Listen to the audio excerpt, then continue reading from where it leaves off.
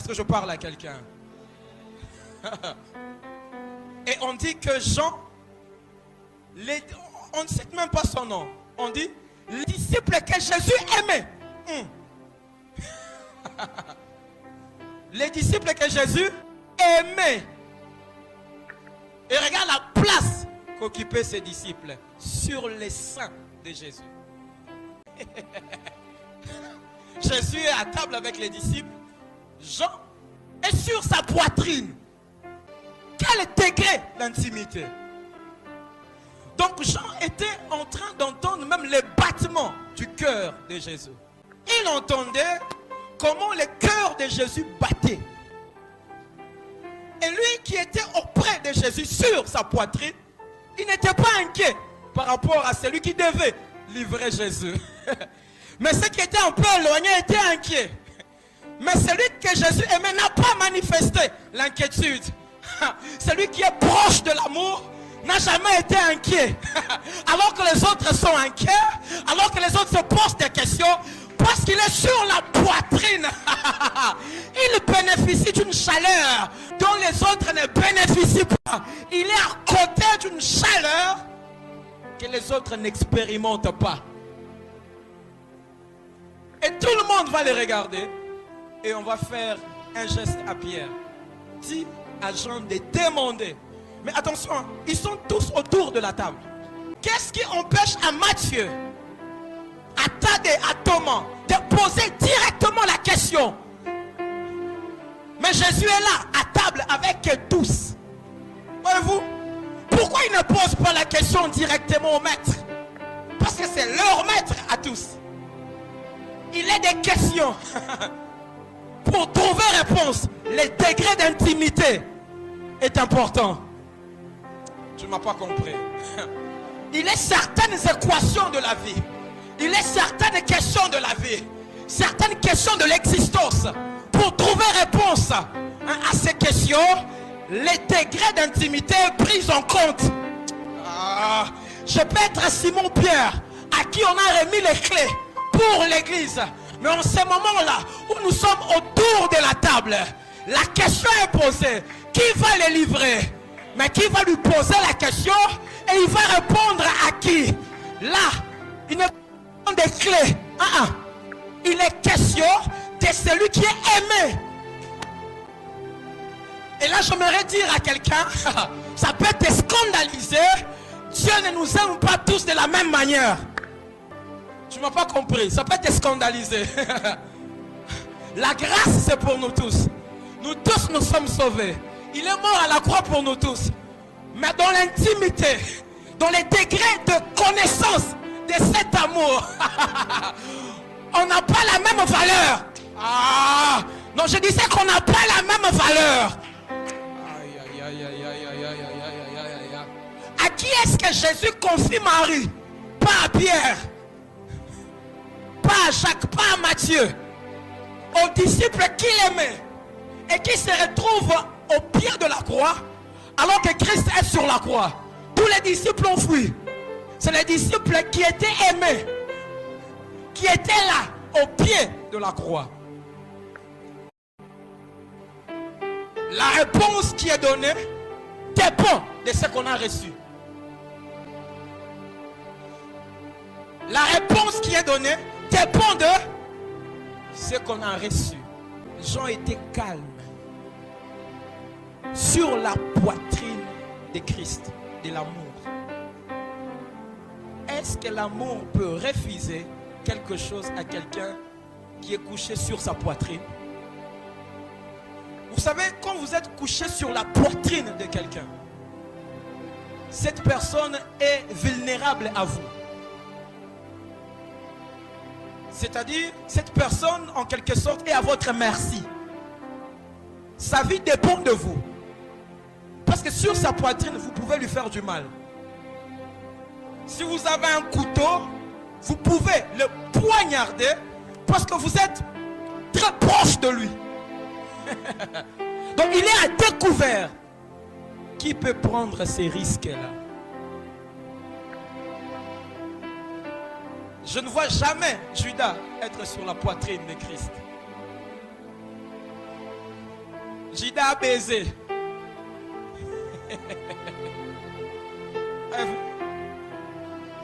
Celui qui est sur la poitrine n'a pas besoin de baiser. La plupart des gens ont embrassé Jésus.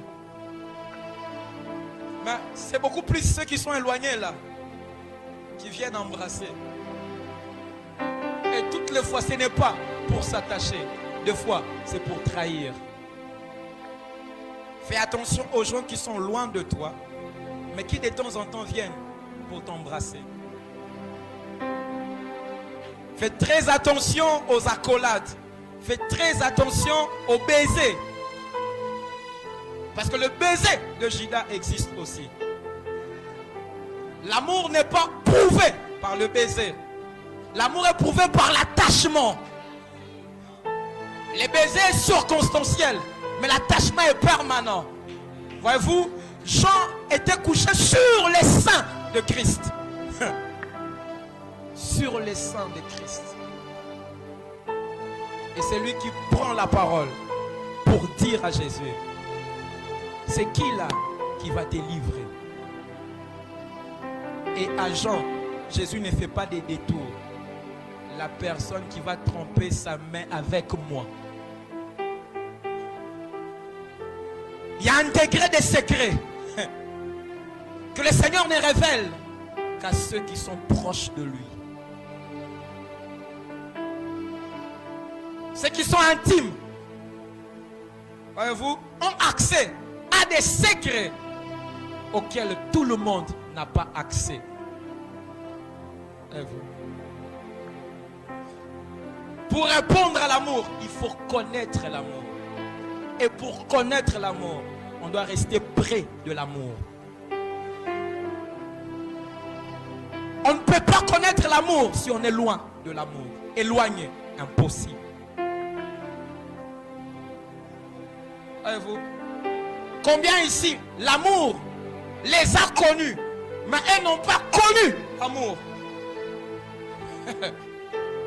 Ce n'est pas Jésus qui dormait sur les seins de Jean. C'est Jean qui dormait sur les seins de Jésus. Combien de fois Jésus vient frapper à la porte de ton cœur? Combien de fois toi tu vas frapper à la porte de son cœur?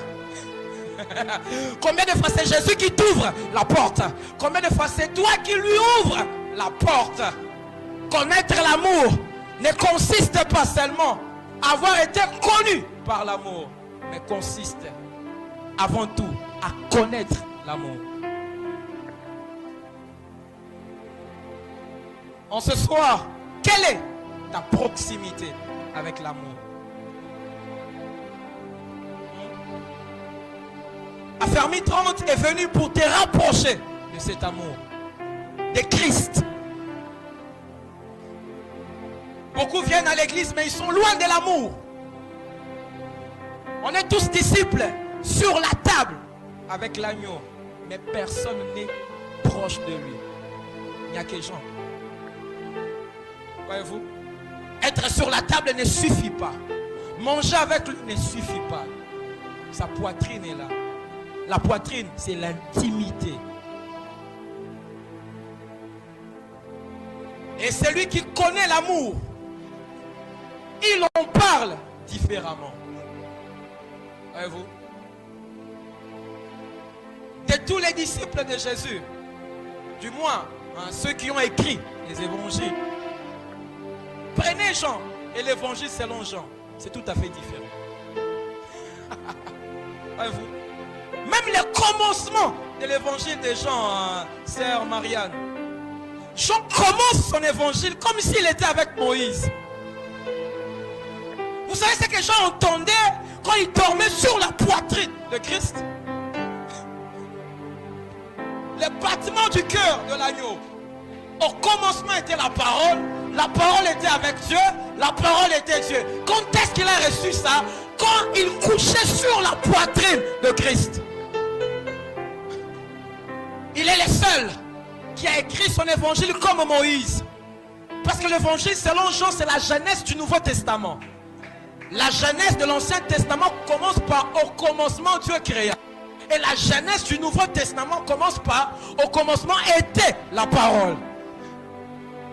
Tout simplement, c'est l'intimité. Puisque c'est lui qui a écrit le Pentateuque, Moïse, les 5 premiers livres de la Bible, il était introduit dans les creux du rocher et il a vu les dos passer. Jean, lui, dormait sur le rocher. Donc celui qui a écrit Genèse était dans les creux. On l'a mis dans les creux. Et avec beaucoup de formules. Et Dieu lui a dit, si tu me vois, tu vas mourir. Moïse ne l'a pas vu. Moïse a vu seulement le dos. Or, le dos, c'est le passé. Le dos, c'est la loi. Le dos, c'est l'ancienne alliance. Le dos, c'est l'ancien testament. Il a vu les dos. Il a écrit le Pentateuque. Avec beaucoup d'interdits. Avec la loi. Ne faites pas ceci. Ne faites pas cela. Parce qu'il a vu avec beaucoup de restrictions.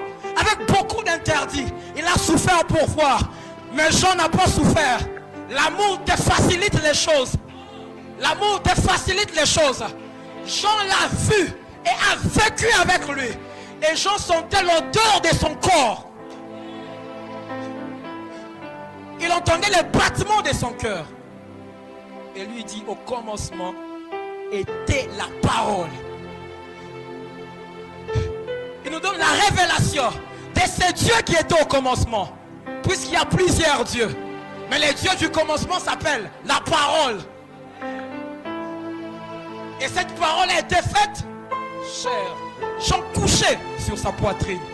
Donc Jean couchait sur la poitrine de la parole. Il entendait le cœur de la parole. Comment ça bat. Il était exposé à une telle intimité. Voilà pourquoi c'est à lui que Jésus révèle les événements du temps de la fin. Dites-moi dans la Bible, lesquels de prophètes qui a eu le plus de détails sur la fin des temps? Vous me parlerez de Daniel, les 70 semaines de Daniel, mais qui nous donne plus de détails? Les trompettes, les sceaux, les trônes blancs, qui nous donnent plus de détails et qui nous donne même la forme de celui qui est assis sur le trône. Jean dit, celui qui est assis sur le trône a la forme d'une pierre de jaspe et de sardoine. Or Moïse a vu la pierre et il était sur le rocher et il était dans le rocher. Cette pierre là, Jean l'a vue sur le trône. De telles profondeurs, de telles révélations, Dieu ne les accorde qu'à ses intimes. Connaître l'amour de Christ rend Christ vulnérable à ton égard. Christ devient à ta merci parce que tu connais ses secrets. Et de tous les 12 disciples, c'est Jean qui a vécu pendant longtemps.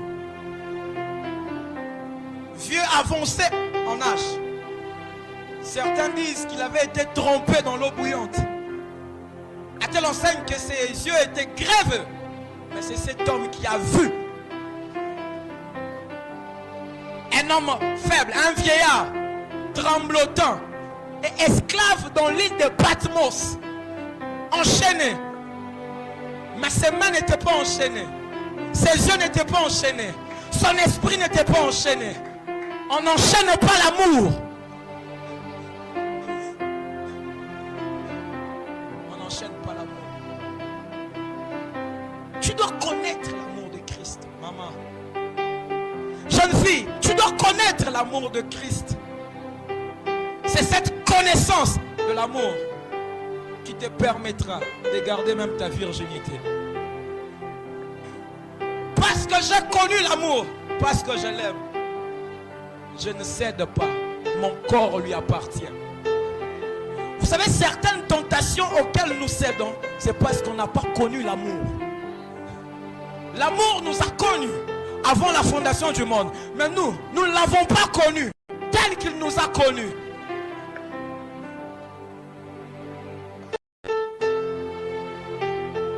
Jean était sur sa poitrine. Pose la question à ton voisin, à ta voisine. Quelle est ta position par rapport à l'amour de Dieu?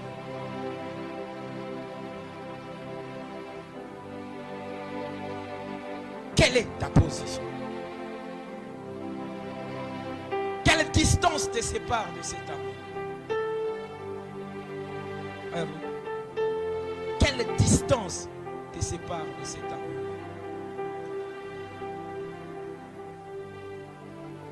Alors pourquoi tu as du mal à répondre à cet amour? Papa Arnaud, aujourd'hui on a beaucoup plus de chrétiens qui viennent prendre. Je disais, on a beaucoup plus de chrétiens qui viennent faire quoi? Prendre. Ils viennent prendre. Ils sont friands des dons de Dieu, friands des bénédictions de Dieu. Mais ils ne sont pas prêts à donner à Dieu. Celui qui a connu l'amour ne demande pas à Dieu, mais il donne à Dieu. Celui qui a connu l'amour, je disais, ne demande pas, il donne. Il donne. Voilà pourquoi Jean s'était donné entièrement. Voyez-vous? Il donne. Trop de quémandeurs. Demander à Dieu, c'est pas mal. Nous sommes ses enfants. Nous devons lui demander. Mais que toute ta vie chrétienne ne soit pas basée sur des demandes. A-t-elle enseigne que Dieu, pour toi, c'est comme un quado. C'est comme un garçon de course, un faiseur de miracles. Voyez-vous? C'est toujours donne-moi les mariages. Et pour connaître la profondeur de la connaissance que tu as de l'amour de Christ, on doit entendre tes requêtes quand tu pries.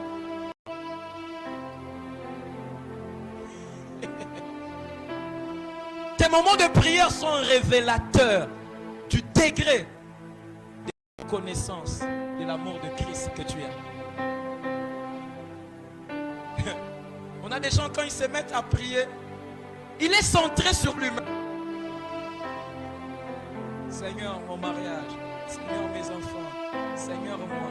Il ne prie même pas pour son église, même pas pour son pasteur, même pas pour l'œuvre de Dieu. Tout c'est lui. Tu n'as pas connu l'amour. Celui qui a connu l'amour, il aime. Ne peut aimer que celui qui a été aimé. On ne donne pas ce qu'on n'a pas. Alors pourquoi vous qui êtes parents, faites très attention quand vous élevez vos enfants. Et élevez-les avec égalité. Et quand vous exprimez votre amour envers vos enfants, exprimez-les avec égalité. Parce qu'il y a beaucoup d'enfants devenus parents, ont souffert d'une crise d'amour, d'un manque d'amour, et ont fait souffrir leurs enfants. Parce qu'enfants, ils n'ont pas été aimés et devenus parents, devenus responsables quelque part, devenus chefs d'entreprise. Ils ont fait souffrir les personnels parce qu'ils n'ont jamais été aimés. La plupart des gens déséquilibrés, déréglés, traumatisés sont en manque d'amour. Quelqu'un peut avoir de bien, mes frères et sœurs. Quelqu'un peut avoir de l'argent, même des véhicules, mais manquer d'amour. L'amour, c'est la seule chose qui ne s'achète pas, mais qui s'offre. L'amour est gratuit. Pas parce que ce n'est pas important. Pas parce que c'est dérisoire. Pas parce que c'est piètre. Pas parce que c'est modique. Mais parce que son prix est inestimable. L'amour est gratuit parce qu'on ne peut pas l'acheter. Ça ne se paye pas. L'amour, c'est toute une vie. Et la vie n'a pas de prix. Pourquoi on commet l'erreur d'acheter l'amour? Il a aimé cette femme par ses avoirs, par ses véhicules. Et il l'a épousée. La femme ne l'a jamais aimé. On n'achète pas l'amour. Est-ce que je parle à quelqu'un?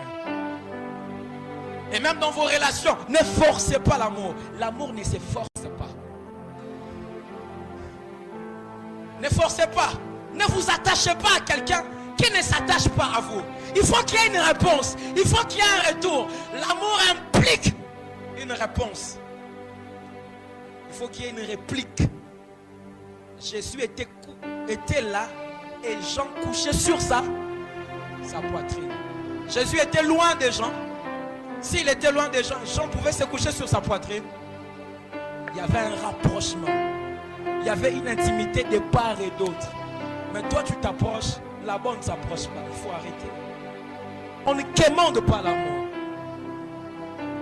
Car Dieu attend d'aimer le monde. Jean 3,16. Il attend. Et c'est quoi la conséquence? Il a donné. Hein? Là où il y a l'amour, il y a toujours un don. Il y a toujours une réponse. Il a donné son fils. Et puis on dit unique. Le seul fils qu'il avait. La parole qui était au commencement. Par laquelle il a tout créé. Il donne son fils unique. Et le fils unique sur la croix accepte de se séparer avec l'esprit de son père. Parce que la parole et l'esprit, je nous apprends et je nous informe que ces deux entités n'ont jamais été séparées, pasteur Arnaud. La parole et l'esprit n'ont jamais été séparés. Au commencement, Dieu dit, avant que Dieu ne dise, l'esprit s'est mouvé. Donc il y a où il y a la parole, il y a l'esprit. Mais sur la croix, en ce jour-là, l'esprit était parti. Voilà pourquoi la parole a parlé. Mon Dieu, pourquoi m'as-tu abandonné? Il a donné. Et ce qu'il a donné. Je ne sais pas si tu me comprends. Car Dieu a tant aimé, il a fait quoi? Il a donné. Et le don aussi a répondu. Dieu a donné, le don s'est donné. Passez-moi cette tautologie. Jésus a dit aux Juifs, vous n'avez aucun pouvoir sur moi. Donc je peux appeler les armées des cieux. Pour dire quoi? Il s'était lui-même donné.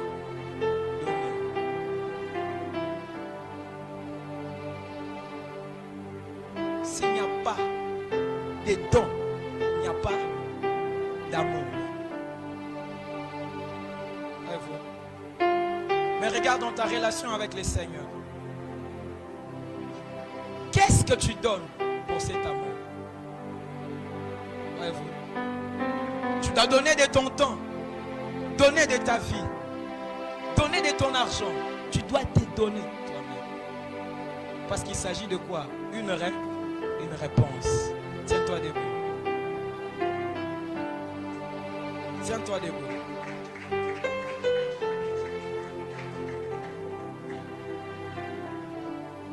Dis à Dieu, approche-moi de toi ce soir. Je veux qu'à partir de ce soir, commence une autre relation entre moi et toi. Un autre degré d'intimité, de connaissance.